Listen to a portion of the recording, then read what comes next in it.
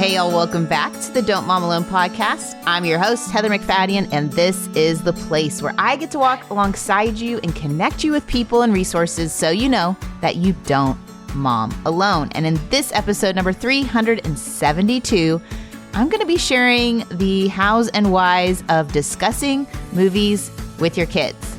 Before I get into that, I want to tell you about a great option if you are looking for great looking, clean cooking kitchenwares. It is Karalee Home's non-toxic cookware and bakeware, their collections. It is a healthier way to look great in your kitchen. Have your cookware look fantastic. I chose their terracotta pink color, and it makes me happy.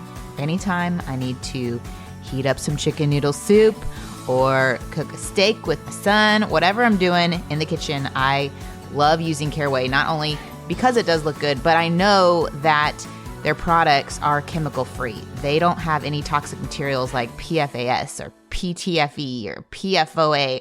And I don't need to use as much oil or butter because it slides off the pan really easily. And it's easy to use. It's not overly heavy, but it's definitely not flimsy or light. They have a cookware set of 16 pieces with your essentials: a fry pan, a saute pan, a saucepan, a Dutch oven. If you are in the market to get a new set, maybe you got one when you got married and you've been married a while and it's time to get a new one, check out Karalee Home. And we have a deal just for you. Even if you want a bakeware set, you can check out those too, because over 25,000 people have raved about their Karalee kitchen. It's time to try it. So visit KaraweeHome.com/DMA for Don't Mom Alone to take advantage of a limited time offer to get 10% off your next purchase. The deal is exclusive for our listeners, so visit KaraweeHome.com/DMA or use the code DMA at checkout. Karalee, non-toxic cookware made modern. Okay, I'm recording this late July, and we all know if you have school-age kids or young kids, in Texas particularly, we are hitting our summer wall, okay? Swimming is no longer even fun. We are kind of getting on each other's nerves a little bit. Everybody's kind of beyond bored. And I wanted to help you out with something that has been a part of my own childhood story and what I've implemented with my own kids. And maybe it would help you in this last few weeks of summer to kind of, or month if you're in the East Coast, push through and give you something to do other than stare at the wall. So basically, growing up, I was the third child in a family of 4. And when I was born, I had a 16-year-old sister and an 11-year-old brother. You heard that right. Can you imagine? My mom, she has a 16-year-old, she has an 11-year-old, and she has a newborn. And then I have a younger brother who's 2 years younger than me. So growing up, and my friend Mary Flo Ridley would attest to this, your family is the age of your oldest child. So I grew up in a 16-year-old exposed family. There were TV shows and movies that I saw as a young child. So when I'm 5, my sister was getting married, okay? She's 21. My elementary years, my brother was going through college, and we were watching SNL-based, skit-based movies, okay? So it was impossible for them to completely shield me and bubble wrap me and protect my innocent 100%. Now, there were boundaries, and I did have an earlier bedtime, and it wasn't like a free-for-all. But what I noticed is if we went to a movie as a family that maybe was beyond what most 8 or 9-year-olds would go see, we would always discuss it afterwards. And they did a great job of helping me not just be a mindless consumer, but a really thoughtful, discerning self-filter of the content. And to be honest, there were definitely movies where if it was super adult, like joke or something, it would go over my head. And I think that happens with some of our kids. But regardless, I did feel like I was equipped with a mind that doesn't just sit and watch a movie, but it really thinks about the deeper meaning on what's going on, helps me apply it to my life. And so I started doing that with my boys. Now, with our boys, we of course limited what they watched when it came to violence and language and content. And even with their kid movies, which I have a whole strong opinion on, there's a variety of kid movies, right? We know the fart and those. There's a new one out right now called Paws of Fury, which I just saw the preview and I was like, I feel dumber from that preview. But if it was let's say, and I'm going to talk about these later, like a Frozen or a Cars or one that everybody's watching, even those movies, we would practice discussing the film afterward. And I thought it was great. And I think it has helped them become better consumers of the media they watch. When I told my teen boys that I was going to be recording this podcast episode, and I just thought, hey, what did y'all think about when we would discuss movies? One of my sons was like, oh, I hated it.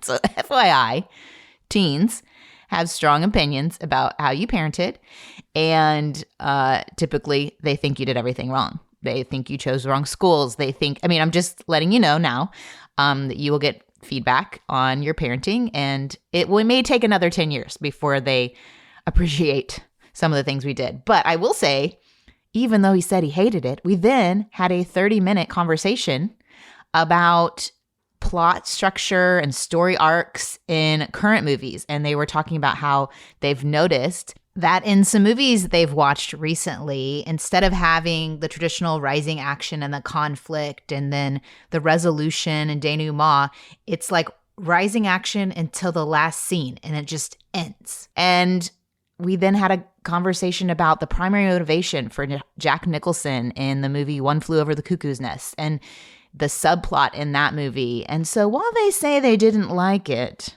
I think it's impacted them more than they will fully understand at this point.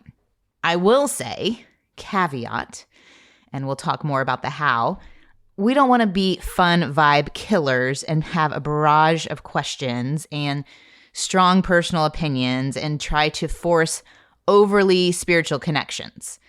The goal is for it to be lighthearted, and I will give you tips on how the kinds of questions to ask, even based on my experience and knowledge as a speech language pathologist. So I've already touched on this a little bit, but why do it? Why take the time to discuss movies with your kids? Let's just start with the variety of parenting approaches to what you consume. I know there's a spectrum, just like any other part of parenting, from one extreme where families will choose no exposure to media, any kind of cultural video, movies, shows, and then moving along the spectrum, maybe they're only Christian options, and maybe they're choosing streaming choices like Minnow or PureFlix. If that's you, those are great streaming options. Maybe it's you allow outside of Christian options, but you're curating and only allowing certain content, and they have to have approval, or you watch it together. And then, of course, there's probably other options, but the extreme on the other end being there's no monitoring of what a child consumes. There's no time limits. There's just free reign of whatever media is available they're allowed to watch. So the makeup of your family, like I mentioned earlier with my own family, your ages and your stages may dictate which of these approaches you take. Your own childhood experience will definitely influence your choices. I have friends who wished their parents had firmer boundaries on what they watched, and that they felt like they were exposed to some things too early and that it impacted them. I have other friends who feel like their parents went overboard. And I've mentioned this in shows before, but a friend whose parents wouldn't let her watch the Flintstones because Fred was selfish. Examples of different rules I've heard. My sister had a rule that her kids could only watch shows where the kids in the show were her kids' age or younger.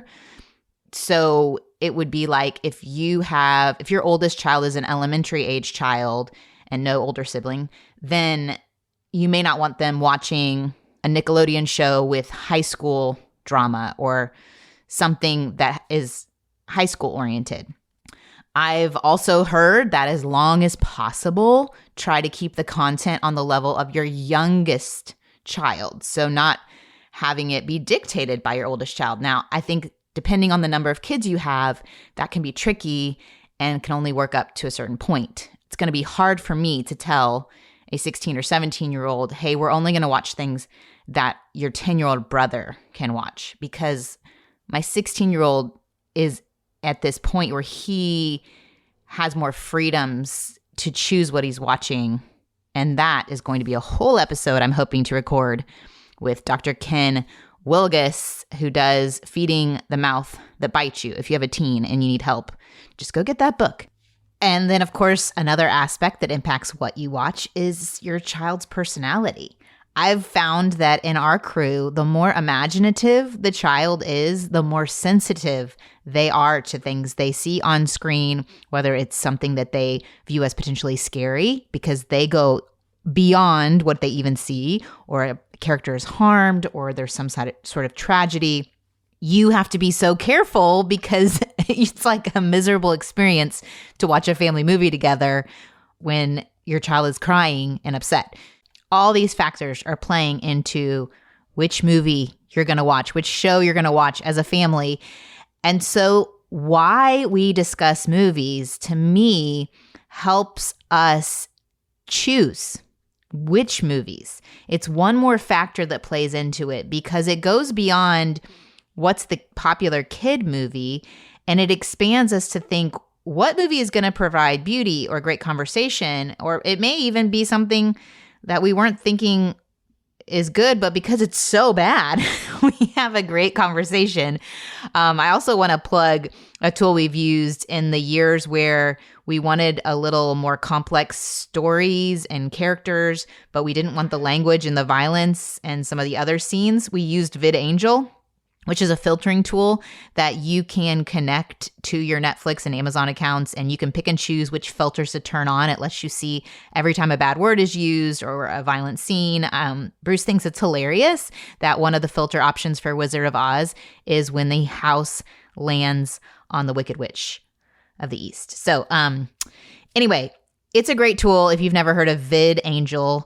They were the ones who originally helped produce The Chosen, but check that out. That link is in the show notes. My personal parenting view, and maybe this comes from growing up with older siblings, is you'll never be able to 100% keep the world and culture from your children. Now, there is value in preserving innocence as long as possible. As a parent, you absolutely have a right to say that is not for us. And I think it's a gift that we can expose our kids to good and beautiful stories, whether it's in literature or it's in movies. And finding those can be challenging. But I also believe that we can help shape our children to become discerning consumers of art, whether it's literature, TikToks, music, or movies. Now, even if you have done the work, an adolescent brain is in the teen years, it's going to maybe get pulled towards what's trendy or popular. But I believe personally, I was given this gift to not just take in entertainment, but dissect it and analyze it, to be drawn to more complex character development and good writing. And beyond that, to see this redemptive arc. The redemptive arc being like your classic English teacher plot structure with the exposition. You meet the characters, you learn about the problem, they have this rising action and the tension builds, and then a climax and the tension point, and then the falling action, and you see how the problem gets solved until your resolution or the redemption happens. And so we can find this in most movies and books, and sometimes we can notice that it's not there. We can also notice if a movie is promoting an idea that runs counter to my core belief system, to have that alert system in me to not just consume blindly. So here's an example of that. Earlier this year, I had to sit through a very loud presentation of Sonic the Hedgehog 2. Okay. So I went back and I Googled the quote because it stood out to me. Sonic the Hedgehog is talking to his quote unquote dad or owner, and he says something like, "You're supposed to be my friend. Stop trying to be my dad. I can take care of myself." And Tom tells him, "Sonic, taking care of yourself is not what being a hero is all about. It's about taking responsibility for other people." And he kept talking about that. You need to take responsibility for other people. And while I get that he's trying to be others oriented and being selfish is for sure not the goal, something was triggered in me, like something's not right with this statement. And it made me realize that there are a lot of adults in recovery, therapy, with their counselor who have taken responsibility for other people and not taken care of themselves. It's kind of like the old adage, for moms, put on your mask before helping your children put on theirs, like in the airplane. We do need to take responsibility for ourselves, and being a hero isn't a pushing aside of your needs and putting everyone else first. So that's just a little example where I had to pay attention, even in a kid's movie, of what message is being communicated. And it wasn't an amoral message. It just wasn't lining up with what I've found to be true. So before we get into the how, I found a quote from a conversation I had with my friend Amanda White eons ago. I think it's episode 27. We linked to it in the show notes. Here's the quote. "We want our children to know the one good story so well that when they see," and it has these examples, Luke Skywalker, Harry Potter, Frodo, Anne of Green Gables, Ariel, Sleeping Beauty, they can recognize the strands of truth and deception in them. And that to me is a lot of the why behind these movie discussions, is it reinforces our children knowing the one good story so well. The story of God's redemptive arc, his story of rescuing us and wanting to be with us and his love for us and how he solved the problem with Christ's death and resurrection. To me, that's the most compelling why. So before we get into how to discuss movies, I want to tell you about a couple of our sponsors. And the first one I have been absolutely loving. So yes, I'm 45. There, I said it. And I still get acne, but not anymore. I'm telling you, unless I run out of this product or I eat a bunch of junk food at family camp, I have been having clear skin thanks to Glad Skin, because they don't use harsh products that are overly drying it out or causing more problems. They help support healthy, balanced skin. It's not plant-based or drug-based because it is based on the nature of healthy skin. Because normally inflammatory blemishes and acne-prone skin is caused by this imbalance of your skin's microbiome. Oh yeah, science class here, people. GladSkin developed a revolutionary protein called microbalance to restore the natural balance of good and bad bacteria that live on the skin. I have been using the GladSkin Blemish Gel, and it is working so great. It is gentle from the first day. I use their oil-based makeup remover, and then I use their face wash. It's like in a bar. And then I put on the Blemish Gel, and it has been working so well for me for months. And right now, GladSkin is offering our listeners 15% off plus free shipping on your first order at gladskin.com/DMA. That's gladskin.com/DMA for 15% off plus free shipping. gladskin.com/DMA. On a more serious note, our next sponsor is something that I want to introduce you because I want to help support you in an area that we often don't talk about, but maybe you didn't know was so accessible and easy to sign up for. And that is through the company Ladder. They provide term coverage life insurance, and it's surprisingly affordable and really easy to get approved. It is 100% digital. No doctors, no needles, no paperwork. When you apply for $3 million in coverage or less, you just answer a few questions about your health in an application. So with Ladder, you just need those few minutes, a phone or a laptop to apply, and their smart algorithms work in real time. You're going to find out instantly if you're approved. No hidden fees.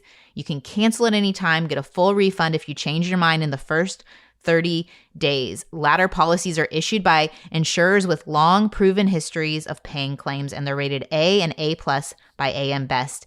Finally, since life insurance costs grow as you age, now is the time to cross it off your list. So go to ladderlife.com/DMA today to see if you are instantly approved. That's LADDER life.com/DMA, ladderlife.com/DMA. Okay, so how do we do this? How do we go about discussing movies with our kids? like I said before, we do not want to be fun vibe killers. And so if you are sensing you've just watched the movie on your couch and the kids are tired and it's bedtime, that may not be the right time to discuss. Or you've left the movie theater and again, everyone's cranky or hungry or whatever time of day. Read the room.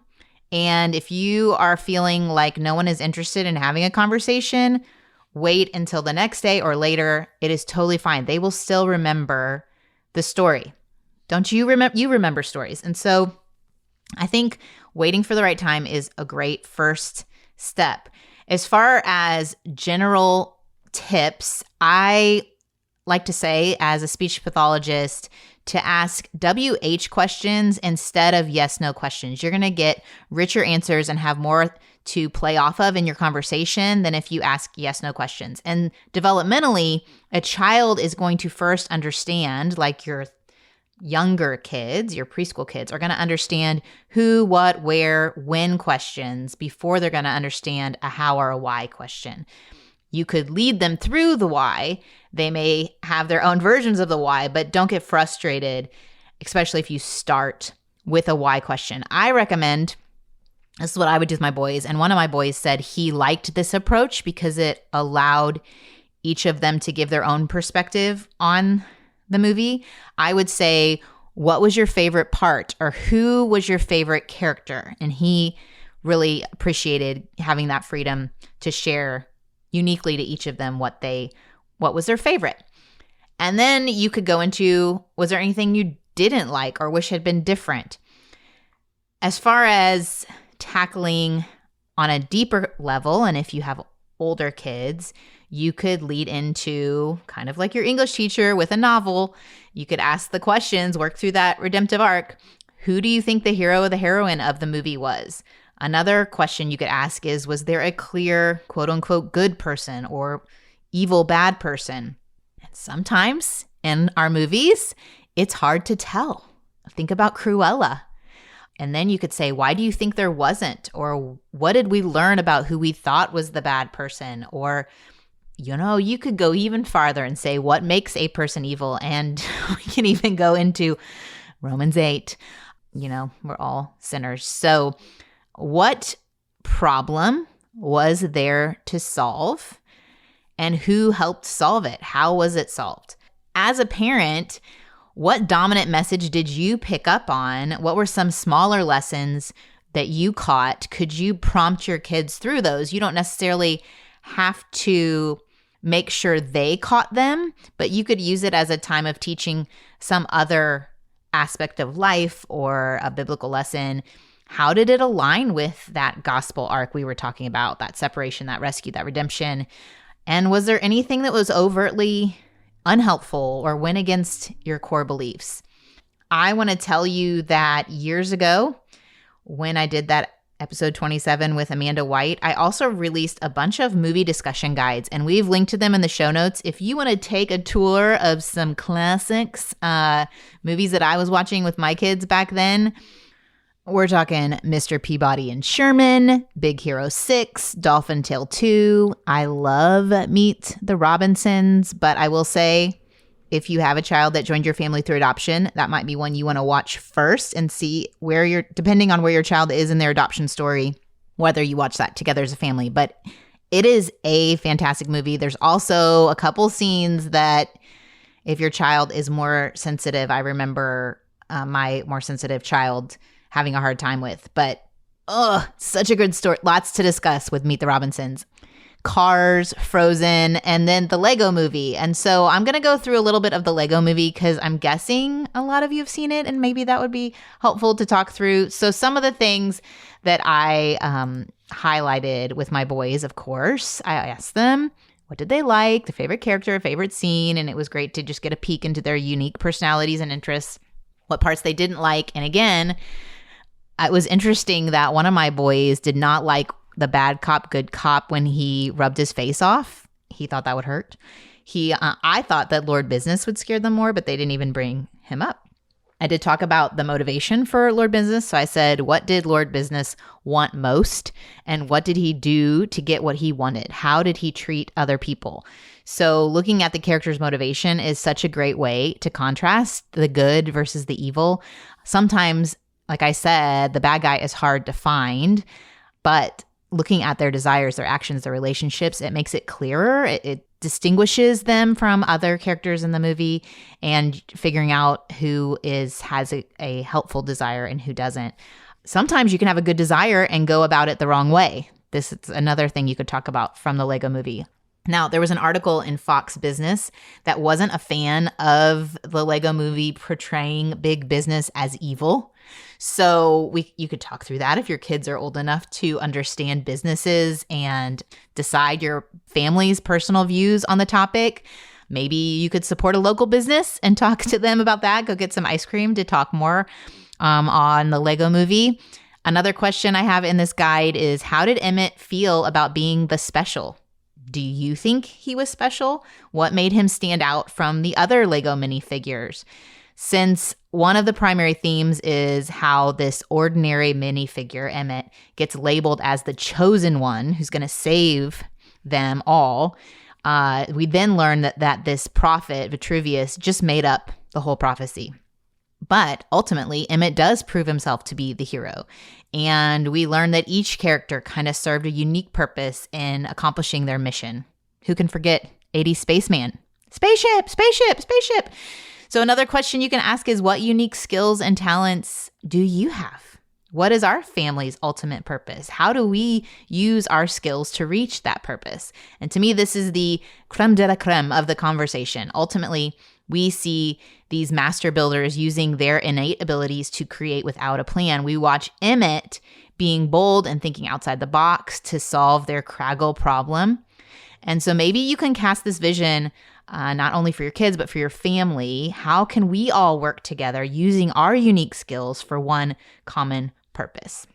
Because everything is awesome. Everything's cool when you're part of a team. Spiritual conversations you could have, again, we don't want to overstretch it, but they might ask you, this prophet, what's a prophet? Who are the prophets that are mentioned in the Bible? What was their purpose? Did they, quote unquote, make up their prophecies?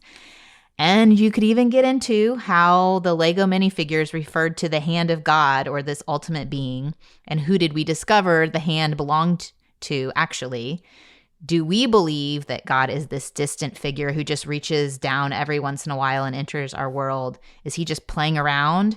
What was the purpose of creating us and putting us on this earth? These are deep questions, y'all. And, other great family movie night options that I mentioned in this guide is The Incredibles. It's a great family working together movie. So that just gives you a taste of what I'm talking about. And the other movie guides might help you figure this out for yourself. Because my hope is that this episode really just helps you consider how to do this for your family. What would it look like for you? Maybe it even helped clarify your family's approach to media. And this week, I would love for you to tag me if your family watches a movie and you discuss it with your people, and keep an eye out for an Instagram post about this episode where we would love for you to share your favorite family movie and we can crowdsource, help each other out this summer, because I know Olaf loves and dreams of summer. It's not good for him. It's turning out not to be so good for me. 112 in Texas is not so good for me. But I am going to pray for us and for discernment.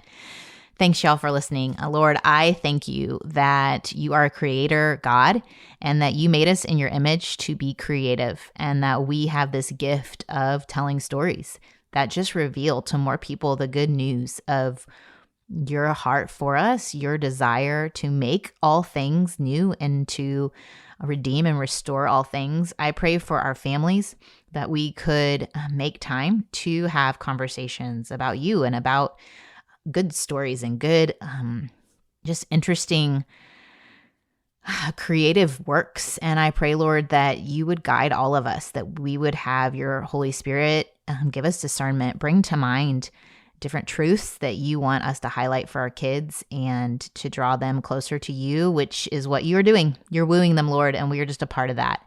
And I pray for peace in our hearts and our minds, that to know that evil has always existed. You are not surprised by evil, and that ultimately your good wins. Good wins. And so we praise you and we hold on to that truth and the promise of your ultimate return and restoration. In Jesus' name, amen. Thanks y'all for joining me. I will be back next week, and I hope y'all enjoy the movies. Adios. I hope you enjoyed this episode of the Don't Mom Alone podcast. If you're wanting to connect with more people and more resources to help remind you that you're not alone, head over to don'tmomalone.com. That's where you'll also find show notes with any links mentioned by our guests. Most importantly, I want you to know the good news, the great news that you're not alone because God has promised to always be with you. With faith in Jesus Christ, the one who died for you and rose again, Jesus said when he left, he was going to leave a helper, a comforter, to be with us. God in us. Moms, that's superpower. So while you're washing dishes at your kitchen sink, while you're driving to and from work, while you're feeding that baby late into the night, while you're cleaning sticky floors, God promises to be just as present with you as when you're worshiping in a church pew. As it says in Zephaniah 3:17, the Lord your God is with you. He is mighty to save. He takes great delight in you. He will quiet you with his love, and he will rejoice over you with singing. Now that's good news. Have a great day.